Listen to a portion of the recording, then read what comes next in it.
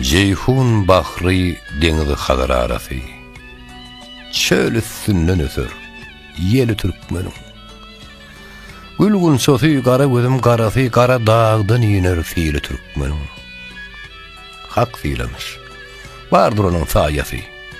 Çırpını sar çölünden erim ayası, renmeren gül asar yaşıl yayrası, kark bolmuş reyhanı çölü Türkmenim. Al yaşılı bürep çıkar perisi.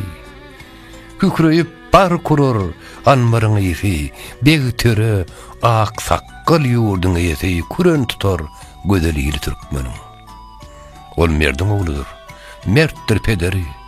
Göroğlu kardeşi serhoştur seri, dağda düzde kovsa sayyatlar diri alabilmez.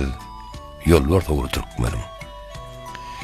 Gögünler, yürekler bir olup başlar. Tarsa yığın erer topraklar, daşlar, bir sofrada tayyar kılınsa ağaçlar götürülür, olup bari Türkmenim. Gögün hovalanır ata çıkanına. Dağlar lağlı döner kıya bakanna, bal getirer coşup derya akanna, ben tutturma gelse siri Türkmenim.